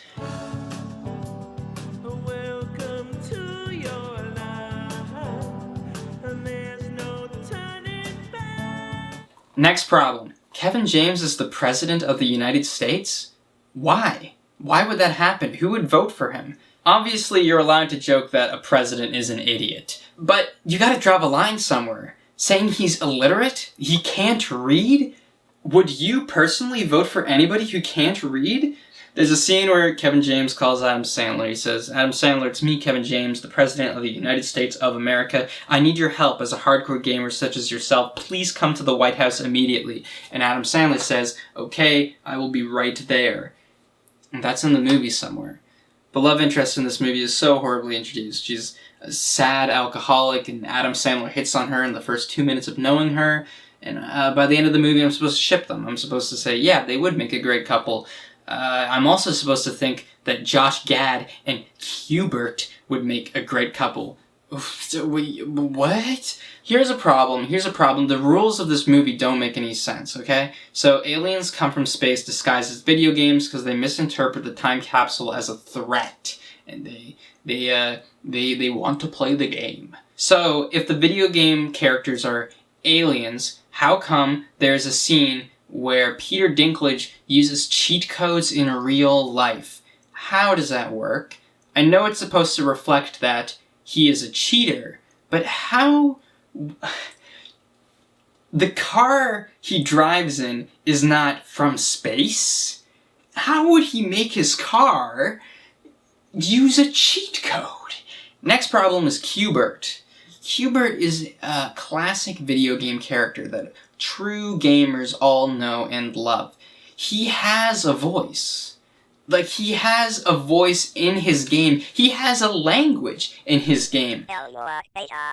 And this movie just decides to give him a high-pitched voice and also speak English and also piss himself occasionally, which I think is just so funny. Wreck-It Ralph has Hubert in it, and they do the right thing. They do a great job at it because he is speaking the language from his game and he is speaking in the sounds from his game. So it's like authentic. It's like he's the real Hubert. When in this movie, he's not Hubert. He is an alien that turns into a hot lady and has sex with Josh Gad, and then their offspring are mini Huberts. Why would they be mini Huberts, though, if they could turn into anything? They're aliens. What do they really look like? Am I supposed to believe that these aliens are without form and that my human mind cannot simply comprehend what they are capable of and what their true nature is? I don't know. This is an Adam Sandler movie. This is Pixels from 2015. He ate the power pellet. Pac-Man's got 10 seconds where he can eat us. Let's talk about Adam Sandler. His character is supposed to be a video game lover, a true gamer, if you will. Yet every time he is playing video games IRL, he looks like he wants to die. He looks like he wants to die. This movie is the saddest he's ever been. He is downright miserable in this movie. And it sucks to watch. Dude, if the lead actor is not having fun with his role, what is the point? And another thing about his character is, if this movie is supposed to be nostalgia for the 80s, wouldn't maybe his attitude be more radical? Like, wouldn't he be like, whoa, oh, sick, video games are tubular, I love video games. I don't know. I don't know. I'd expect him to be fun. I just expect him to have fun when he makes movies. I make movies. I have fun. Sandler, have fun, man. Just have fun. The only other note I have on my computer is gamers are the government. Yeah. Watching Sandler films in chronological order. And this is the first shit one we encounter. And it is so shit. I cannot believe people sat down and wrote this, people sat down and watched them film this, and people sat down and edited this, and at the end of the day still said, yeah, this is good. I want this to be played all across the globe in theaters, everywhere. Just play it on the big screen. The love interest in this movie is so incredibly forced. So forced that I was watching the movie and I asked myself, wait a minute, don't these movies have a love interest? When is that going to happen? And it just happened out of the blue. Character we've never seen before. Love at first sight, apparently. It was so predictable and bad, I could not believe it. Say Mr. Beefy. Say it. Mr. Beefy. And I love you. So Adam Sandler once again plays a character with a funny voice. But this time, the funny voice isn't due to how he actually sounds, it's due to the fact that he was hit in the face with a shovel before the movie's events start. There's a scene where Adam Sandler is talking to his evil brother through telepathic powers, like talking to each other with their minds. And in Adam Sandler's mind, he still has the funny voice, which doesn't make sense because the funny voice is caused by an outside thing. And the movie actually acknowledges this, but they avoid the real joke that they could have gone for. Instead, the movie says, Adam Sandler's brother says, even in your mind you have a stupid voice. Which is almost a joke, it's almost funny, but wouldn't it have been funnier if he didn't have a stupid voice and they got someone entirely different to voice him? Like, get Morgan Freeman to voice his thoughts, or James Earl Jones to voice Adam Sandler's mind. That would have been hilarious to just have that switch from stupid annoying voice to true beauty. This movie is the one that really ties the Sandlerverse together too. It's when I realized that these movies were connected, because Chubbs is in it from Happy Gilmore. You see him in heaven. He says what he says. I don't know. The You Can Do It guy's in it. Rob Schneider, love him. John Lovitz is being a perv in it and plays the same song that it plays in The Wedding Singer. So it's kind of cool seeing these characters and saying, oh, wait a minute, I know these characters. The movies are connected. What? But, unfortunately, you can also view it as lazy writing, and I think that might be the case, or at least that's how it started, because this movie is definitely not well written.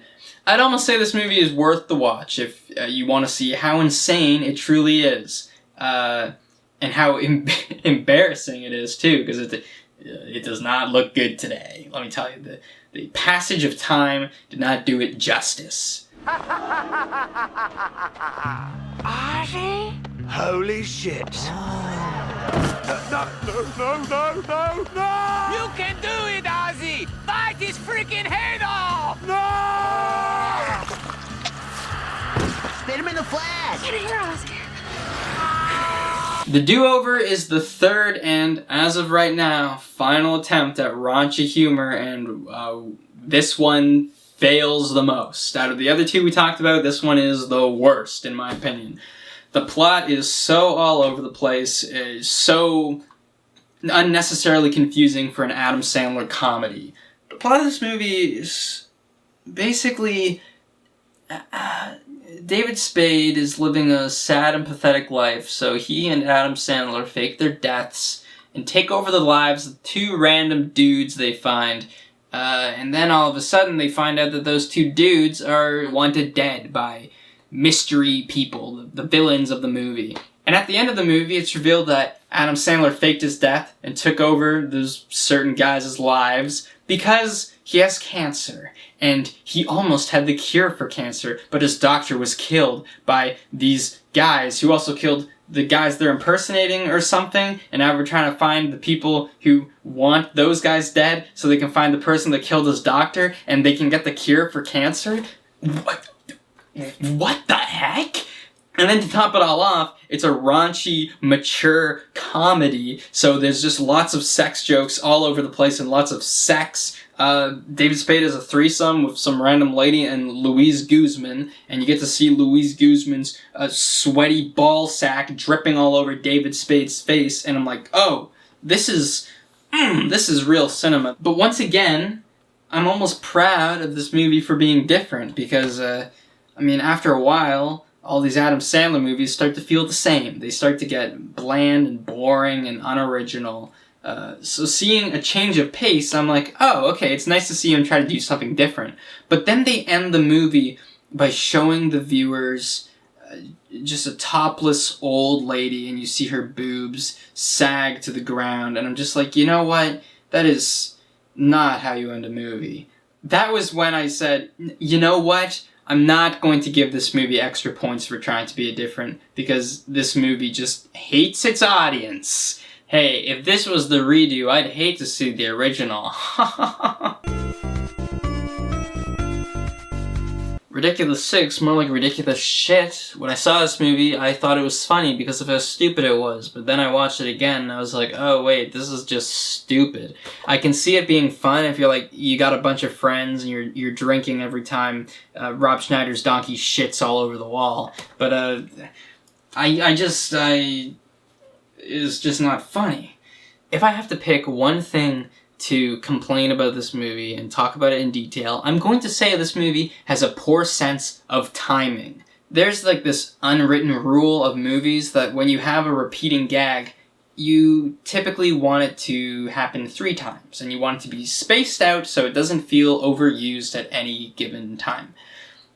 Take the scene where Rob Schneider's donkey shits all over the wall.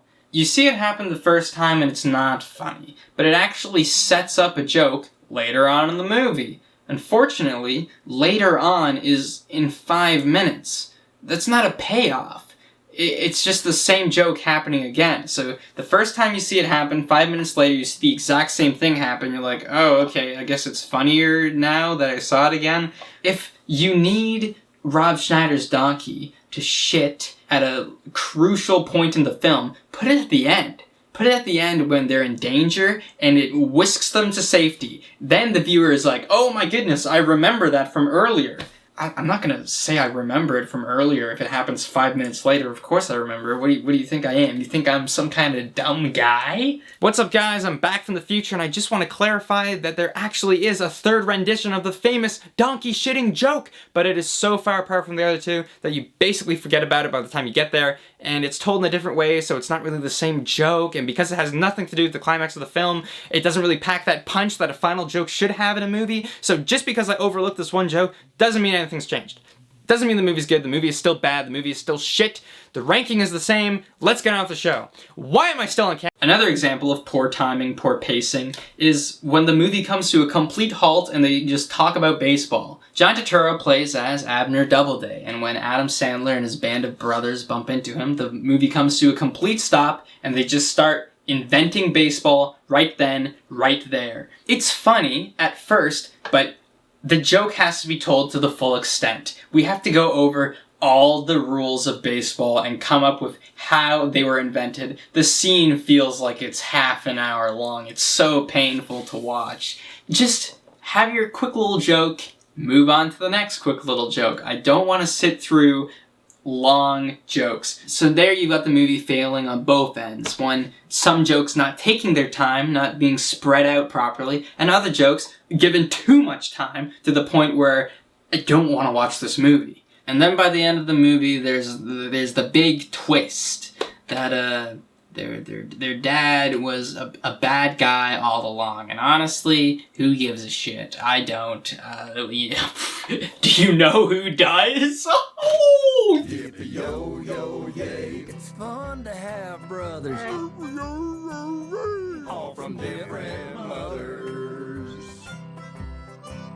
I'm going to talk about both grown-ups movies as one, because I feel like in order to talk about why I prefer one over the other, I have to jump back and forth between the two. Remember when I said that movies have to start? Well, the grown-ups movies don't. In fact, I'd say that the second one is better than the first just because it doesn't pretend it starts. The first Grown Ups movie starts off with this flashback to when they were all kids playing basketball, winning the tournament, and then they're given this emotional speech from their coach about how you shouldn't waste life and that you should live a life without regret, live life to the fullest, you know, don't be a loser like I am, like your coach.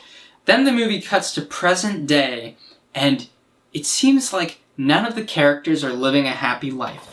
Hold the phone, let me tell you what I'm thinking right now. I'm watching the movie, I'm predicting everything that's happening. I say, we see the kids playing basketball, having fun in their youth, then they hit us with the emotional speech about not wasting your life. We cut to the present day and we see that they're not really living exciting lives. I'm thinking that the movie is going to be about these grown-ups, if you will, reconnecting with their inner child, trying to find that spark in life once more, just doing stupid things, having fun, having a great time, and learning something along the way. Maybe you have a message that you should live in the now and not dwell on mistakes in the past. No, this movie doesn't do that at all. It doesn't do anything. They hit us with the news that their coach died and invited them to his funeral for some reason. I'm thinking, oh, is the funeral where they all meet up for the first time in a while? And despite the fact that they had those, oh, Rob Schneider, what's up, man? I don't feel sold that they haven't seen each other in a long time. We have them cracking jokes at a funeral, which I think is inappropriate, like someone you love is dead now, but okay. And then they all decide to go share a log cabin in the woods. So I was right in the sense that they do stupid things, but there's no plot at all. Like, they just do stupid things for no reason, and even when they're doing stupid things, they don't look like they're having that much fun. They don't really look like they're connecting with their inner child. They look like they're being idiots. Throughout the movie, they kind of hint at the idea of there maybe being a plot when they bump into the rival basketball team and he says, hey, we're gonna kick your ass next time. And then nothing happens until like the very end of the movie, the last 10 minutes. It feels like the third act of a movie was condensed into 5 minutes and all the stakes were removed. It was just there for like the event. Like the event happened, but there's nothing emotional involved. Nobody cares about what's going on. There is nothing. There's nothing in the movie at all. But I will say the biggest takeaway from this movie is that I wonder if Adam Sandler is a fan of Japanese cinema, because there's a shot in this movie that is very similar to a shot from Ichi the Killer. Like Rob Schneider, he's even got the sore foot and everything. I want to know. I want to know if Adam Sandler is a fan of world cinema, if he is truly cultured in cinema. I just want to know. So Grown Ups 1 is worse than Grown Ups 2 just for the reason that it doesn't try to trick the viewers that it's not shit. Grown Ups 2 is shit, but it doesn't lure you in with this flashback of childhood, this emotional speech. The movie just straight up starts. They just go about their business. They're doing stupid things. It's not fun to watch. It's not funny. It's a boring movie in a sense because of how little happens. But you know what?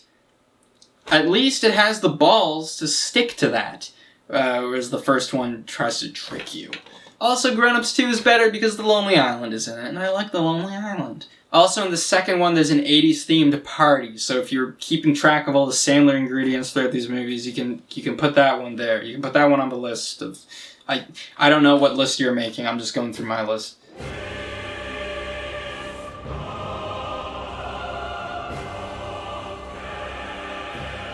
Congratulations, everybody! We've made it to the very last movie, and my least favorite movie of all time. Dare I say, the worst movie I have ever seen in my entire life, and I don't think anything can be worse than this movie.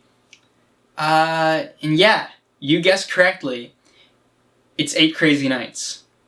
My expectations for this movie were so low going in, but holy shit, this movie is awful. You may have noticed throughout this video that when I refer to a character Adam Sandler plays, I don't always call him by the character he plays. I call him as Adam Sandler because that's who I see on screen. I just see Adam Sandler talking in a funny voice, not really acting at all. This movie's different because Adam Sandler plays as 3 characters. He plays as Davey, Whitey, and Whitey's sister. And you know what they say, 3 times the Sandler, 3 times the fun. The movie is about a man named Davy, some douchebag who hates the holidays and is an asshole to everyone he encounters. One day, he's arrested for stealing Chinese food and he has to go to court. However, the charges are dropped when old man Whitey appears and agrees to teach Davy how to be a basketball referee. Because that's how the court system works, apparently. Pause the movie for a second. Let me take you through some questions I had when I was this far into the movie. 1. Why is this movie animated? Usually, movies are animated to present ideas that would be really difficult to present through live action. These ideas usually being imaginative and whimsical. There's nothing in this movie that could be described using those words. And everything in this movie could have been done in live action. Well, almost everything. 2. Who is this movie for? At face value, it's an animated Hanukkah musical, so you'd think that it's for kids. Wrong. Profanity, alcoholism, sex, shit, lots and lots of shit. There's a scene where Whitey is frozen in shit and deer have to come and lick the shit off of him so he thaws out from the frozen shit. Adam Sandler really outdid himself this time. He successfully managed to fool parents into buying this movie for their kids just so they can be advertised to by Victoria's Secret. And while we're talking about it, I just want to say that the advertisements in this movie could not be more blatant. There's a scene where Whitey goes to the shopping mall and just straight up does an ad read. Body Shop, the Tie Rack, GNC, Radio Shack, Petland for a cat or two, Spencer's Kiss for some fake dog do, Sbarro's Dunkin' Donuts, they're simply the best. And don't forget the orange chicken at Panda Express. 3. Why am I supposed to care about Davy when the movie clearly focuses on Whitey's dreams and aspirations? Throughout the movie, we are constantly reminded that Whitey longs for this award that the town gives out every year, and I guess Davy is supposed to help him win it, but he isn't much help due to how big an asshole he is. But why is Davy such an asshole? Well, later in the movie, Whitey recalls Davy's backstory and informs the viewer that his parents were killed in a car crash 20 years ago. That is why he is such a jerk all the time. I can understand being rude to people after finding out. I can understand holding contempt for basketball and Hanukkah given the context of when he found out, but being rude to everyone you meet for the rest of your life? I don't know, it just seems a little extreme to me. Anyways, Davy gets pissed off and breaks into his shopping mall, only to be sung by the same advertisements we saw earlier. Meanwhile, Whitey's at the award ceremony, and lo and behold, he doesn't win his award. Whitey leaves, Davy arrives. Then everybody finds Davy at the mall and not only give him the award, but every previous award won. Now correct me if I'm wrong, but doesn't the fact that he now has every award given out in history kind of defeat the purpose of winning this award? Like, he wanted the award to feel included, to feel respected by everybody. Because it was a difficult thing to achieve, right? Now that he has all of them, doesn't that, like, destroy its value? Doesn't that, like, mean it's worthless now? Something just wouldn't sit right with me if I won every award given out for something so specific. Anyways, Whitey has a seizure and then the movie ends. Oh yeah, I probably should have mentioned that Whitey having a seizure is a recurring gag. Point and laugh, the old man is having a seizure, point and laugh. Other things to point and laugh at include obesity, human deformities, hairy body parts, and so much more! Peanuts for me?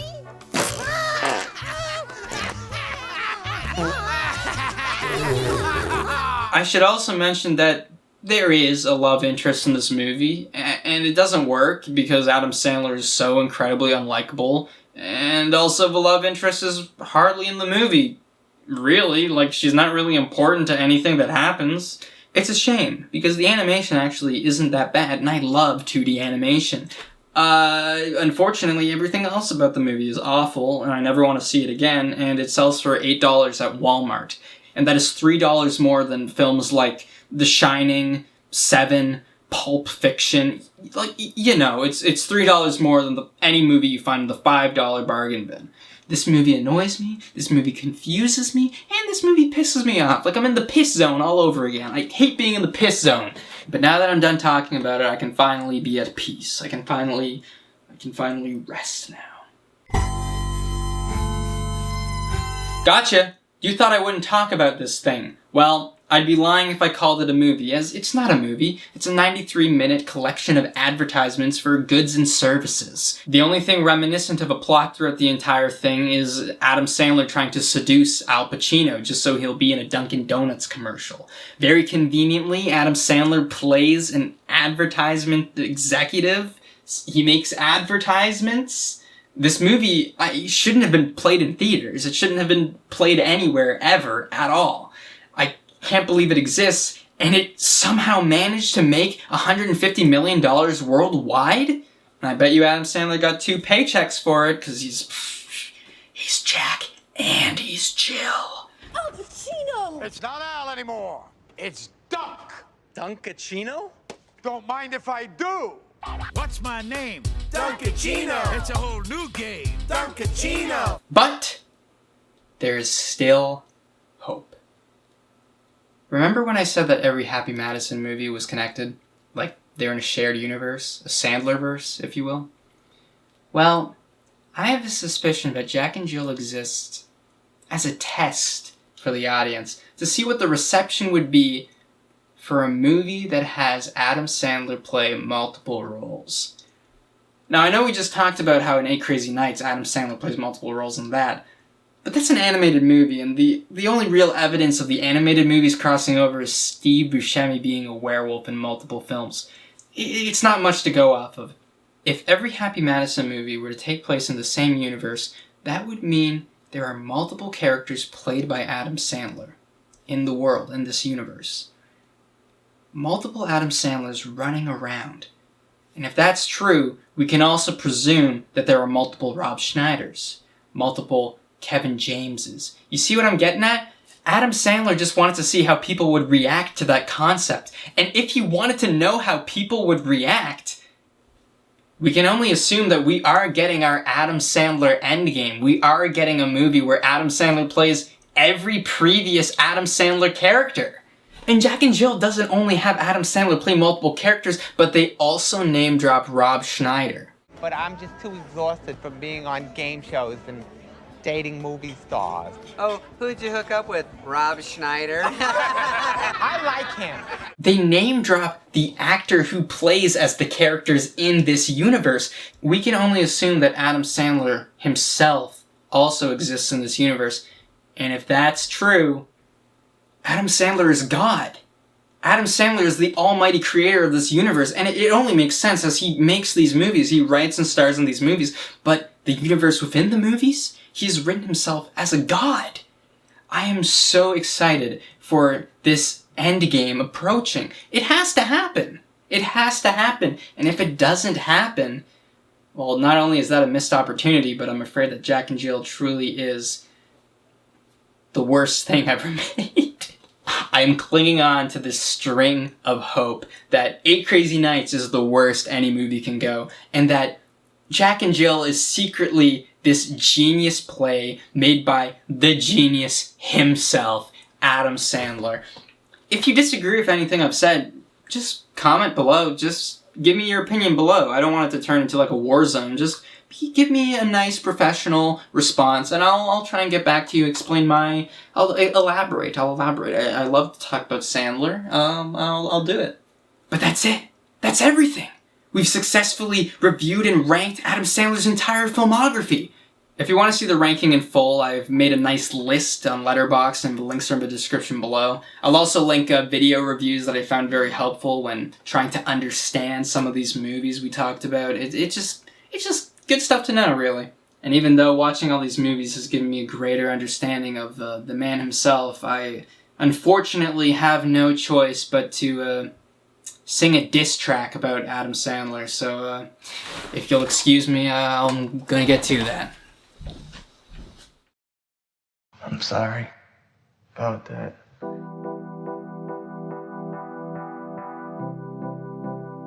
Sorry about what I did. I wanted to ask you something because you're a doctor, right? I don't like myself sometimes.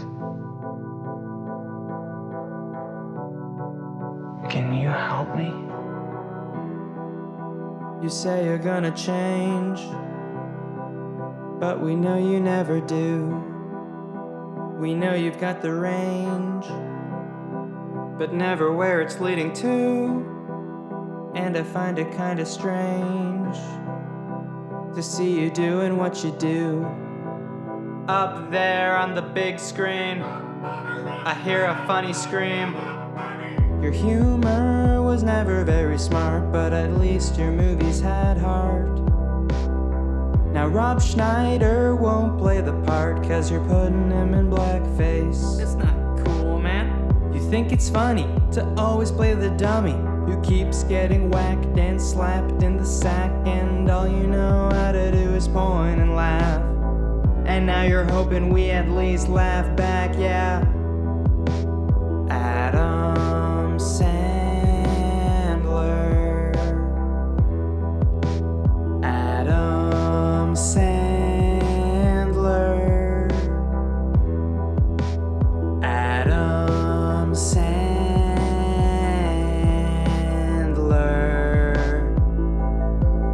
I'm crying for Adam Sandler.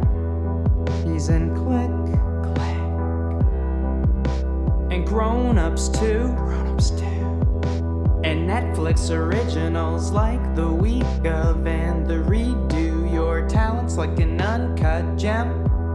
Got a few rough edges, you just gotta polish them. I know it's more work, but you could save your reputation and still afford to take a family vacation, because every film you make you're getting paid 20 mil and you're getting 2 checks off the set of Jack and Jill. Give the rest of the budget to your friends from SNL. I don't think they're funny people, I don't think I ever will. See, Chuck and Larry's gay and little Nicky's hell. Sure, he does a funny voice, but he does it so well. And right when I think your movies can't get any lamer, you turn around and try to tell me you're a gamer. Adam Sandler, motherfucking Adam Sandler, you're a hack, you're a fraud, yet you still get all the broads. I know you're drowning in pussy and you're loaded like Mr. Deeds, bet they call you Big Daddy when you sleep with the female leads. You got a lot of bitches riled up for bad movie pitches. Got a lot of bitches piled up on your desk one by one. Grab some friends, have some fun, no matter how you get the funds. Let's get this fucking movie done!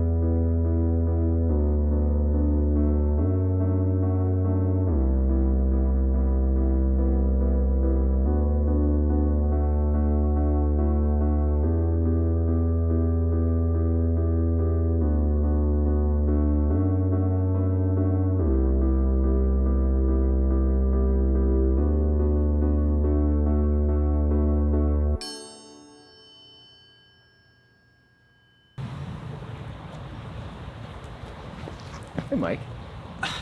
Ryan! I thought you were dead! Yeah, I woke up a couple hours later and my bullet wounds were completely healed. Wait. The bullet is still inside you? Yeah, probably. You might want to go to a hospital and, get that checked out. Yeah. You're probably right.